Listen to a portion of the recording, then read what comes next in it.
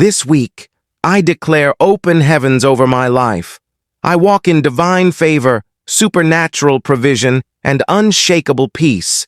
Every plan of the enemy is canceled, and I am shielded by God's mighty hand. Doors of opportunity open before me, and I receive wisdom to walk in purpose. I am blessed in my going out and coming in. I declare breakthrough, health, and success in every area of my life. In Jesus' name, amen. Bible verses 1. Isaiah 45:2. I will go before you and make the crooked places straight.